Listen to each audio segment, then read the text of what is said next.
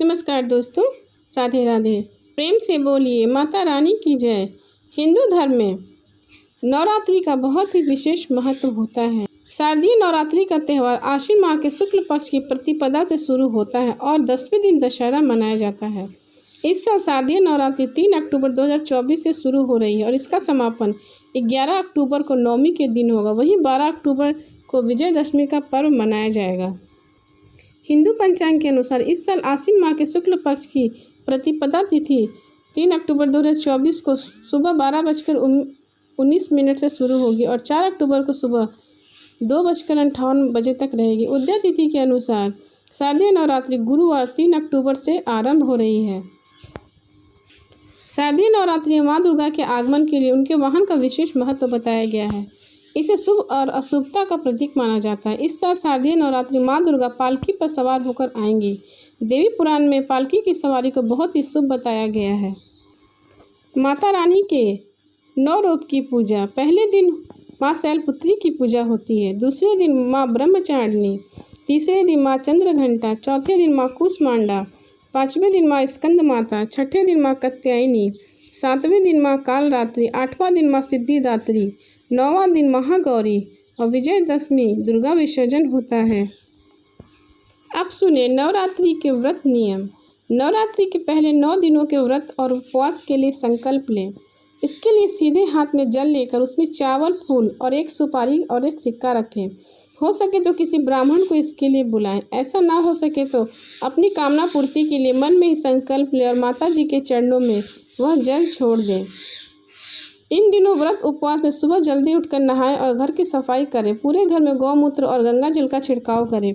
उसके बाद माता जी की पूजा करें। पूजा में ताज़ा पानी और दूध से माता जी को स्नान कराएं। फिर कुमकुम, चंदन, अक्षत, फूल और अन्य सुगंधित चीज़ों से पूजा पाठ करें। मिठाई का भोग लगाकर आरती करें। नवरात्रि के पहले दिन घी और तेल का दीपक लगाएं। ध्यान रखें वो दीपक 9 दिनों तक न बुझे। व्रत उपवास में माता जी की पूजा करने के बाद ही फलाहार करें, यानी सुबह माता जी की पूजा के बाद दूध और कोई फल खा सकते हैं, नमक नहीं खाना चाहिए। उसके बाद दिन भर मन ही मन में माता जी का ध्यान करते रहें। शाम को फिर से माता जी की पूजा और आरती करें। इसके बाद एक बार और फलाहार कर सकते हैं। अगर ना कर सके तो शाम की पूजा के बाद एक बार भोजन कर सकते हैं। माता रानी की पूजा के बाद रोज एक कन्या की पूजा करें और उसे भोजन करवाकर उसे दक्षिणा दें।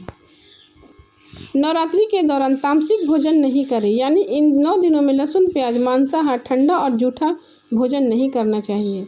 इन 9 दिनों में सौरक्रम ना करें, यानी बाल और नाखून ना कटवाएं और सेव भी ना बनवाएं। इसके साथ ही तेल मालिश भी ना करें। नवरात्रि के दौरान में दिन में नहीं सोएं, ब्रह्मचर्य का पालन करें। नवरात्रि में सूर्योदय से पहले उठे और नहा ले। शांत रहने की कोशिश करें, झूठ ना बोलें और गुस्सा करने से भी बचें। इसके साथ ही मन में किसी के लिए गलत भावनाएं न आने दें। अपनी इंद्रियों पर काबू रखें और मन में काम वासना जैसे गलत विचारों को न आने दें।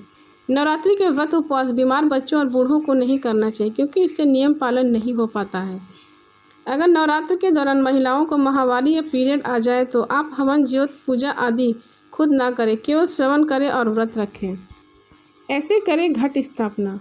नवरात्रि में घाट स्थापना का बहुत विशेष महत्व है। कहते हैं कि बिना घाट स्थापना के नवरात्रि पूजा अधूरी रहती है। घट की स्थापना नवरात्रि के प्रथम दिन, यानी माँ शैलपुत्री की पूजा के दिन की जाती है। कलश स्थापना के लिए लाल रंग का आसन, मिट्टी का घड़ा या कलश, जौ मिट्टी, मौली, कपूर, इलायची, लौंग, साबुत सुपारी, अक्षत, अशोक या आम के पत्ते, सिक्के, लाल चुंदरी, सिंदूर, नारियल, फल फूल, श्रृंगार पिटारी और फूलों की माला।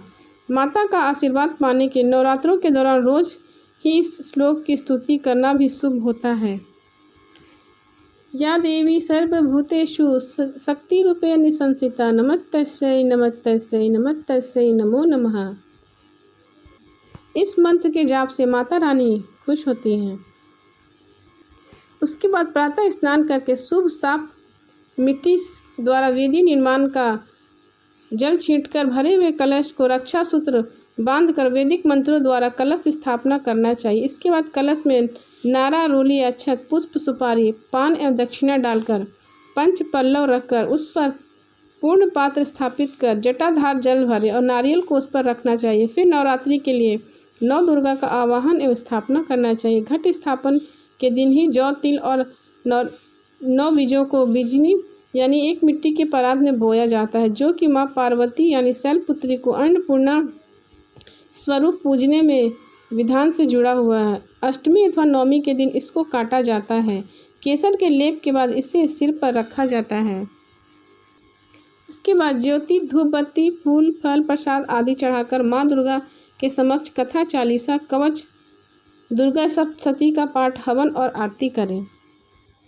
नवरात्रों के दौरान संभव हो तो हर रोज छोटा सा हवन करें। हवन में जौ, नारियल, गुगुल, मखाना, काजू, किशमिश, छुहारा, मूंगफली, बेलपत्र, शहद, घी, सुगंधित अक्षत चाहिए। इन सभी चीज़ों को मिलाकर हवन योग सामग्री बना लें। हवन के लिए अग्नि प्रज्वलित करने के लिए रुई, आम की लकड़ी, चंदन की लकड़ी और कपूर और माचिस का उपयोग करें।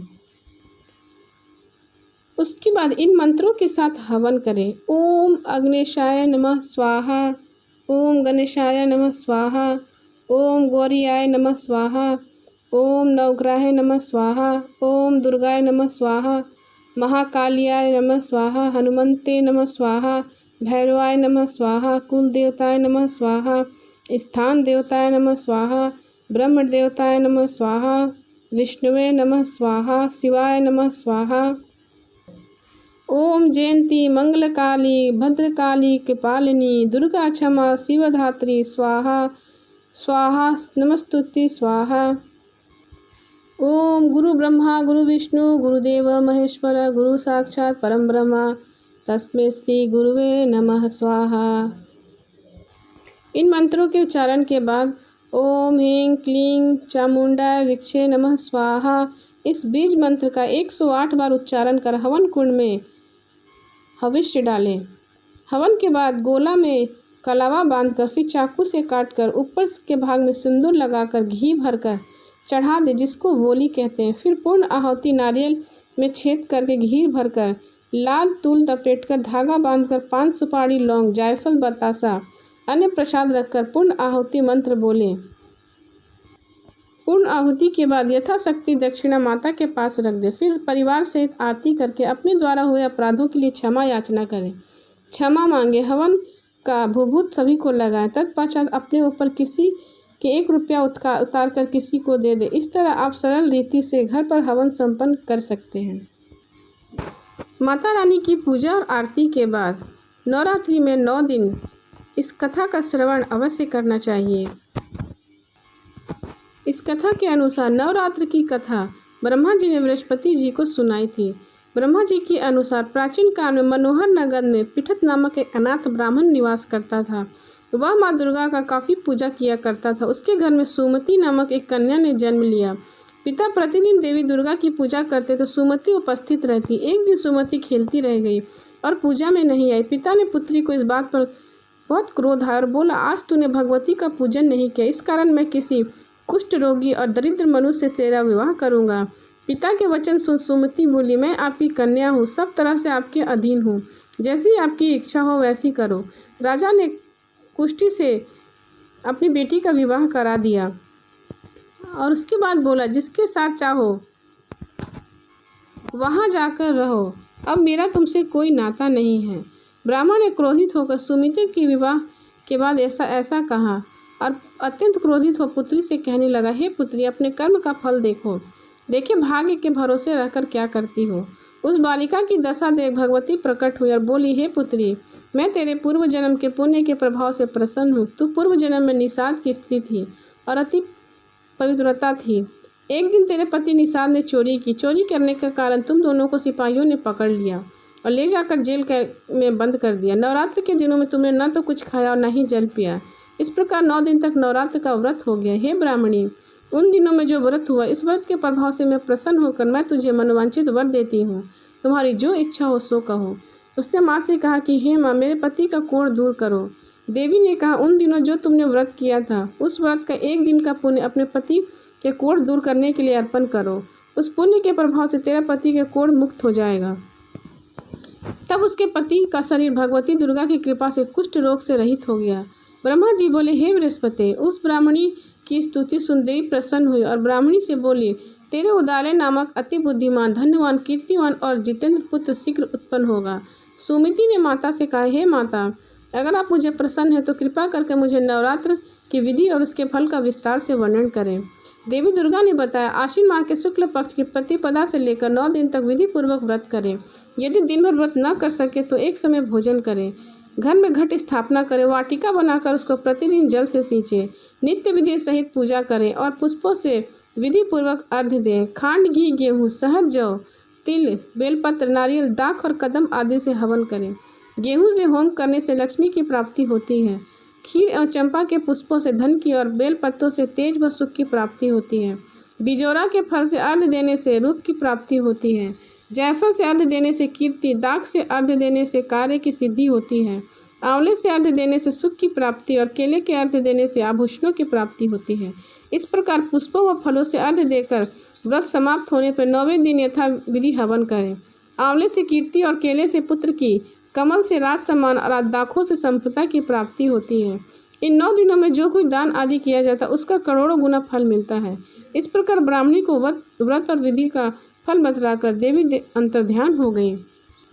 उसके बाद उस ब्राह्मण पुत्री ने नवरात्र आने पर 9 दिन देवी दुर्गा का आवाहन किया और उसके बाद उसके जीवन में सुख संपत्ति भर गई। उसके बाद वह पति पत्नी पृथ्वी लोक में सुख भोगकर स्वर्ग को प्राप्त हुए। प्रेम से बोले माता रानी की जय। जय देवी भगवती की जय।